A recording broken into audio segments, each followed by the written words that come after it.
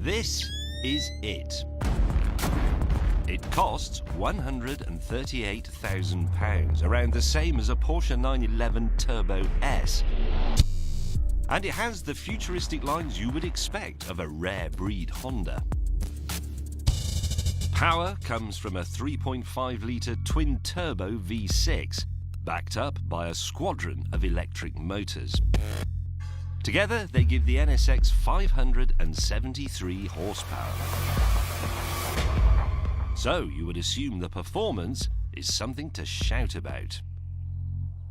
Now, if you ask Honda for the technical information on this car, they will email you a file so enormous that it actually breaks the internet. And yet, nowhere in it does it mention the 0 to 60 time. They simply refuse to tell us what it is. And I know 0 to 60 times are irrelevant in the real world and they're rather childish, but look, this is a supercar. It's top trumps, isn't it? It's important. So I'm going to find out what it is for you using this. It is a data logger. Right, put it in track mode. Here we go, launch control. Foot on the brake, mash the pedal.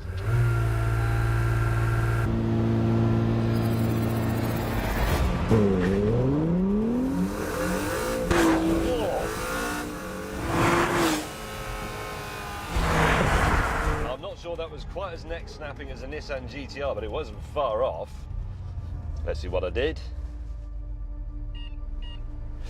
3.2 seconds, 0 to 60, which means it isn't quite as fast as a McLaren 570S or a 911 Turbo S or a Ferrari 488 GTB. That's why they're not mentioning it. Honda is happy to quote the top speed, which is 191 miles an hour. But that too is slower than its rivals from Ferrari, Porsche and McLaren.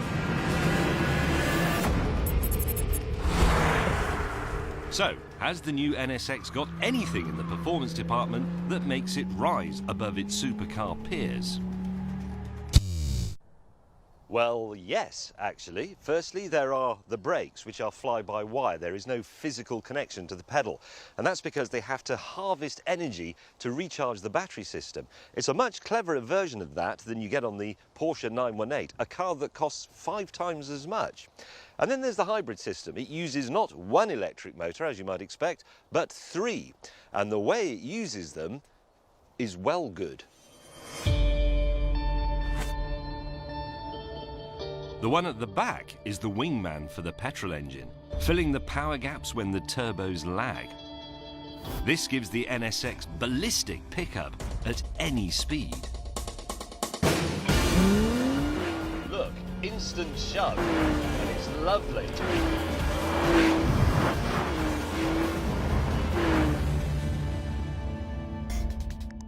But actually it's the two at the front that are the real party piece, because they drive a wheel each, totally independently of each other, which means this car has a sort of space-age 4-wheel drive. And that means extraordinary things happen when you throw it into a corner.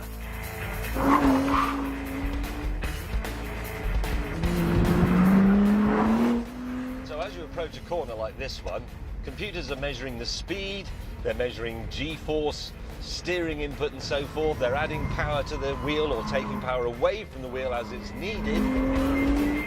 And then you get perfectly flat, perfectly controlled corner.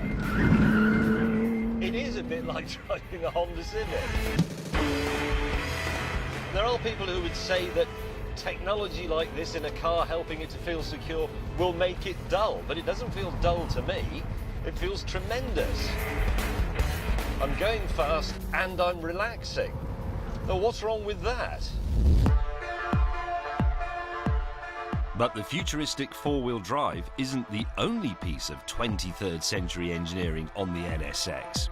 The aerodynamics, for example, are so clever they can cool all the motors while providing vast amounts of grip-enhancing downforce to the front and rear wheels.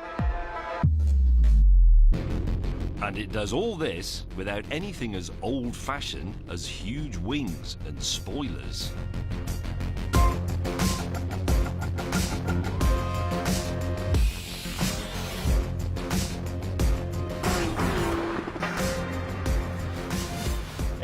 just the technology, which is brilliant. It's that technology is on this car. Yes, we have hybrid supercars. We have the LaFerrari, we have McLaren P1, the Porsche 918, but they're in the £1 million bracket. This is only an eighth of the price of the LaFerrari, and it's actually cleverer. I love this. I love the way it looks. I love the sounds it makes. I like the sophistication of the hybrid drive. I like the performance. I like the steering feel. I like the interior. I really, really like it, and I find myself wanting one quite badly. The original NSX made owning a supercar less painful and less expensive. This has done the same for the hybrid supercar. It really is a worthy successor.